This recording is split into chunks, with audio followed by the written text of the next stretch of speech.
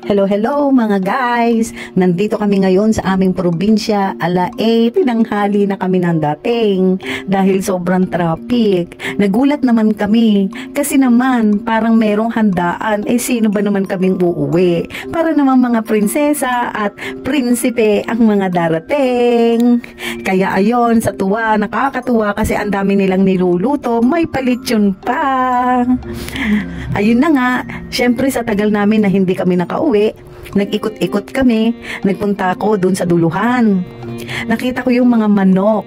Iba-ibang kulay, may maliit, may malaki. Ang sabi ko nga, ayan, yung mga kapatiran nyo, nakatay na, nandun na sa malaking kawali. Kaya naman sabi ko, ayan na, magpalaki kayo uli kasi sa susunod kakatayin kayo uli. Siyempre, nakita ko pa, ayan, may puno ng kalamansi.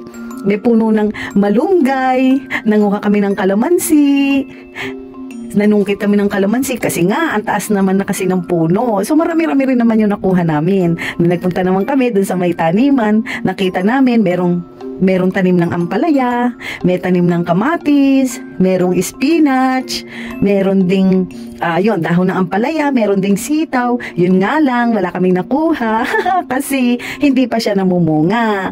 Meron naman kalamansi, hilaw pa. Hindi pa talaga siya pwede kuhanin kasi maliliit pa. Kaya ang pinagtiyagaan namin yung kalamansi. Hindi lang yon. Siyempre, nanguha na rin kami ng mga bunga ng malunggay. Meron din kami nakitang spinach. Tapos meron din kaming nakita na sili. Yun, nanguha kami ng sili. Siyempre, di ba, paborito ko ata yung sili. Meron siling Taiwan at meron din sili na tinatawag nila, grabe ang pangalan ng sili na to, siling Diablo. Ano ba yan? Kasi kaya nga raw yung pinangalanan ng siling Diablo kasi daw napakaanghang talaga. Kaya naman, kumuha ko ng marami-rami. Pag uwi ko, titingnan ko talaga kung maanghang. At sa kainan mamaya, yun talaga ang kakainin ko. Yung siling Diablo na yan. At eto na, syempre, tinanong ko naman kung merong bisita. Wala naman daw. Kami lang, di ba? Naku naman, talaga naman nakakatuwa dito sa probinsya na to, sa aking mga amain, saka sa mga kaibigan ko na nandito, di ba? Na para ko ng mga kapatid. Eto na, tingnan natin kung ano ba yung mga niluluto nila. Syempre, ayan, naku po, isang kawa na manok. Sabi ko, paano kaya yun uubusin? Nako, dito naman pala sa probinsya, hilig naman palang mamigay sa kapitbahay. Kaya naman pala maraming niluto. Kasi ang akala ng iba, merong handaan. Kaya naman, syempre, mamaya, pag nagsimula na raw ang kainan, may pupunta at may pupunta. Kasi nga naman, nangumbida sila ng kapitbahay. Ay, nako naman, ano ba yan? Prinsipe at prinsesa ba yung dumating? Eto na, punta tayo dito. Eto yung tinitingnan ko kanina hindi pa siya luto. Ngayon, paluto na siya. Ano to? Lechon! Ang lechon, di ba?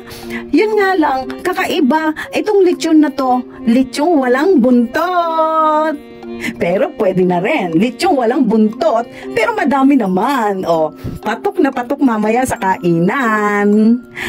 Yun lang mga ka-guys, tuwan-tuwa ako kasi nauwi uli kami rito sa probinsya at kahit papano nakabisita, ngayon nakakuha pa ng mga gulay at meron silang pahanda sa amin. So guys, please subscribe to my channel and click the notification to all para lahat ng mga video ko manonotify ka. So thank you for watching!